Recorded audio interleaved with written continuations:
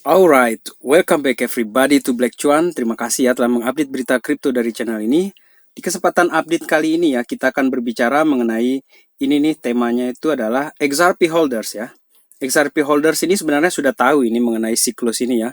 Karena kalau yang holds XRP yang dari lama ya, pasti mereka sudah melewati beberapa siklus harga Bitcoin ya, dari bull runs-nya, kemudian dari masa bearish-nya ya. Oleh karena itu, tema kali ini adalah XRP holders sudah mengetahui tentang siklus ini, dan begini rancangan saya untuk menyambut crypto skyrocket yang akan datang. Di kesempatan kali ini kita tidak hanya sekedar bicara itu ya, maksud saya mengenai siklus Bitcoin ini, tetapi kita juga akan berbicara nanti itu tentang XRP teman-teman. XRP ini sangat penting sekali menurut saya untuk kita melihat ke depannya di bull runs yang akan datang ya. Jadi yang pertama di sini mengenai Bitcoin kita akan bahas dulu di sini, ada dari decrypt.com ya. Dikatakan bahwa shrimp and crab ya. Jadi udang dan kepiting ini balance mereka sekarang ini untuk Bitcoin itu sudah all time highs di sini. Justru hal ini terjadi di tengah collapse-nya si FTX tersebut teman-teman. Dan di beberapa video saya sudah menyatakan bahwa memang collapse-nya FTX ini akan mempengaruhi global market. Jadi nggak cuma di kripto saja sepertinya, karena ada institusi-institusi besar yang mempengaruhi keuangan global itu juga terlibat di sana teman-teman. Tetapi kita lupakan dulu ya mengenai FTX-nya, tetapi di sini kita fokus saja melihat dulu mengenai kenapa ini para udang dan kepiting ini sudah mulai dia meningkat ini jumlah balance mereka untuk kripto itu, untuk Bitcoin terutama di sini teman-teman ya. Kalau kita lihat langsung dari Twitternya di sini dari Glassnode ya, yang dikutip oleh Decrypt tadi, untuk net position dari shrimp ya, udang ini sekarang ini sedang naik teman-teman. Jadi harga Bitcoin ini memang turun ini belakangan ini.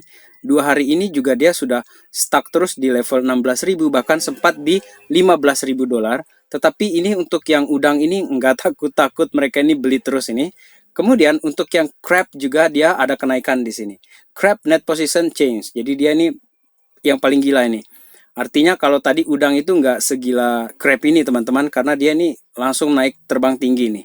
Jadi untuk yang crab ini juga semakin meyakinkan ya bahwa retail kelas menengah ke atas ini sudah mulai confidence ya untuk hold 0,1 bahkan sampai 10 Bitcoin teman-teman. Kalau untuk saya di sini kelas plankton ya, di sini teman-teman juga ikutan confidence karena melihat kejadian seperti ini. Kemudian kalau kita lihat untuk outlook Bitcoin di sini teman-teman, ada yang menarik ini dari Hon Hairs ya. Dia ini coba membuat rangkuman di sini untuk kita, rangkuman chart ya. Di 2015 sampai 2017 bull market itu ambil waktu sekitar 1064 hari. Kemudian di 2017 sampai 18 bear marketnya itu 364 hari. Di bull market 2018-2021 itu ada sekitar 1064 hari orang ini bersabar puasa di sini, dan dia memang kenaikan di sini, naik turun habis-habisan di sini. Jadi bull run-nya ini cukup lama 1064 hari. Tetapi untuk current market low yang sekarang ini 2021 sampai sekarang ini sudah lewat kayaknya di 364 hari ini. Dan seharusnya kalau kita mengaca dari kejadian 2018-2019, dari poin ini kita sudah mulai melihat adanya reversal atau ada pembalikan arah. Tetapi hal ini ditunda gara-gara ini nih. What happened to FTX? Could the crisis spill over the rest of crypto? Apakah ini akan menyebabkan keseluruhan kripto itu akan terguncang? Sudah. Menurut saya, ini momennya sangat bertepatan seperti juga yang terjadi di historical Bitcoin sebelumnya, teman-teman. Karena kalau kita lihat ini dari Stock Money Lizard, dia menampilkan sebuah chart yang membandingkan kejadian 2015 dan 2022. Jadi di sini itu terjadi FTX crash di 2022 ini ya. Kemudian di 2015 itu terjadi Bitfinex crash. Jadi sama di sini teman-teman. Dan setelah itu barulah dia pelan-pelan ini recovery akhirnya seperti itu. Dan sebelum membahas XRP teman-teman, saya ingin menyampaikan ini sedikit setup ya atau opini dari saya.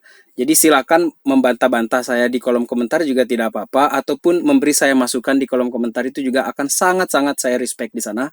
Kalau untuk setup saya ini di 2023 ini ke depan ya, ada keyakinan di sini menurut saya bahwa The Fed ini akan mulai menurunkan suku bunganya teman-teman. Dan apa yang terjadi adalah kemungkinan besar dolar itu akan mulai melemah. Dan di sini bagus sekali ya pergerakannya untuk saham dan kripto jika dolar ini melemah.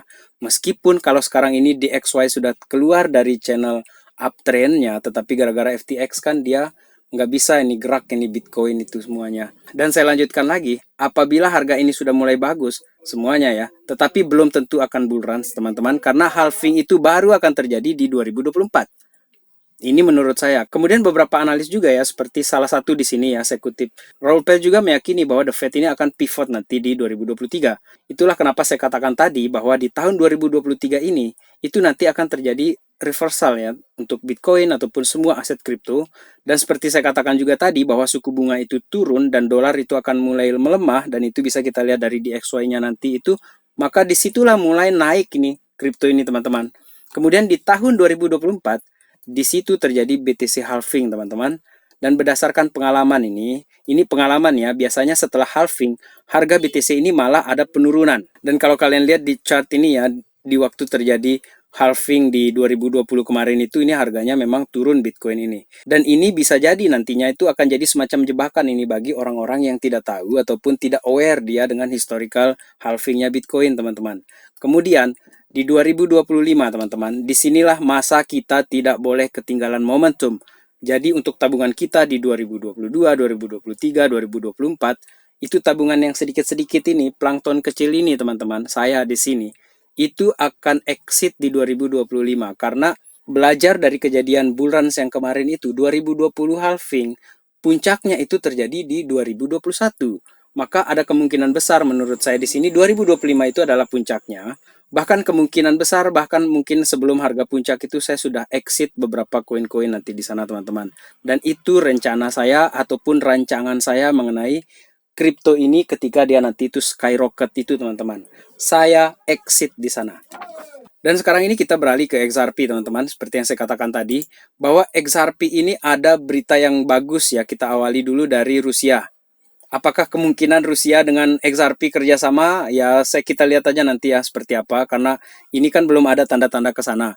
Cuman ini sangat menarik menurut saya karena Presiden Rusia Vladimir Putin itu katanya dia di sini ya, calls to create digital payment system for international settlement independent from bank and third party. Jadi dia ingin bikin semacam digital payment yang tidak berkaitan dengan bank bahkan pihak ketiga. Apakah ini akan gunakan BRICS nanti itu? Atau akan gunakan teknologi yang baru? Atau mungkin dia minta kerjasama dengan XRP? Kita tidak tahu teman-teman. Tetapi dengan adanya berita-berita seperti ini teman-teman ya, artinya aset kripto itu tidak akan mati meskipun keadaan ekonomi ini memang sangat-sangat tidak menyenangkan sekarang ini. Jadi ini sangat positif menurut saya apa yang terjadi dengan Rusia ini.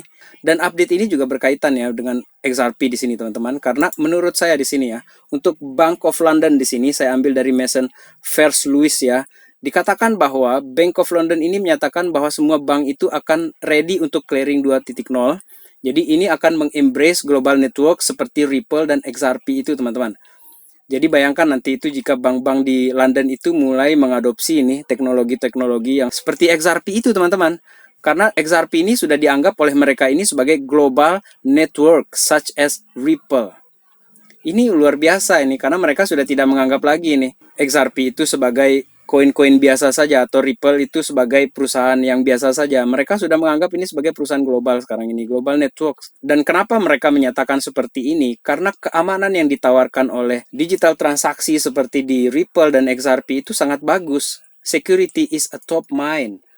Alasan utama mereka itu adalah keamanan teman-teman. Jadi be ready aja lah untuk yang XRP. Jadi saya tidak hype untuk XRP atau saya tidak mengajak kalian untuk XRP juga ya, memborong XRP sekarang ini. Tetap lakukan riset kalian mandiri teman-teman, karena di sini saya hanya membagikan opini saya saja.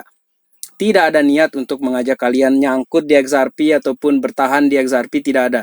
Saya hanya membagikan opini saya mengenai XRP dan apa yang saya yakini di sini ya, untuk mengisi waktu kita selama masa-masa investasi kita di sini teman-teman. Kemudian di sini ada satu tweet yang menarik juga ya, ini dari Expidarant ya. Di sini diperlihatkan kepada kita mengenai company overview. XRP ini kan foundednya tuh 2012 ya teman-teman, dan ini investornya ini ada Google Ventures, Santander ya, banyak lah di sini. Kemudian ini adalah peta-peta di mana XRP ini sudah mulai beroperasi dengan maksimal teman-teman. Ada dari Sydney, Singapura, kemudian Tokyo, London, New York ya, dan terutama di Amerika. Jadi seperti apa kedepannya XRP? kita akan lihat nanti. Memang segala sesuatunya sekarang ini masih bersifat spekulasi karena semuanya itu belum kejadian, teman-teman. Jadi untuk kita lihat bagaimana nanti ke depannya, ya kita sabar aja. Ini bagian dari spekulasi kita.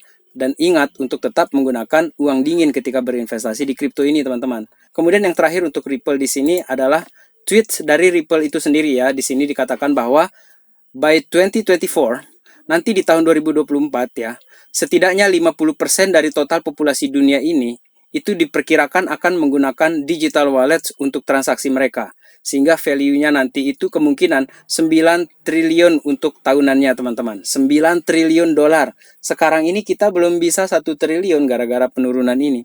Bahkan di saat bull run pun Bitcoin ini hanya sampai di 3 triliun. Dan di sini disematkan juga ya oleh Ripple mengenai white paper to explore how central banks can utilize CBDC. Si Ripple di sini, teman-teman, menampilkan white papers-nya mereka tentang bagaimana central banks ini bisa mengoptimalkan CBDC mereka dan mengambil manfaat dari perkembangan-perkembangan digital ini, teman-teman, ke depannya. Dan sebagai kesimpulan saya di video kali ini, teman-teman, ini hanya untuk reminder saja ya, kita saling mengingatkan di sini. Jangan pernah all in di salah satu koin. Kemudian tetap juga kita melakukan DYOR, do your own research guys. Dan kalau bisa kita DCA ya. Dan jangan lupa juga nanti itu exit ketika posisi itu sudah profit, terutama di saat bull run itu, teman-teman. Karena setelah cycle itu biasanya akan muncul cycle baru lagi ya. Seperti yang terjadi di 2021 sampai sekarang ini. Jadi jangan sampai kita menyesal di puncak harga kita tidak jual nanti itu, teman-teman. So, demikian video kali ini. Terima kasih telah menonton. Salam Black Cuan. Peace my friend.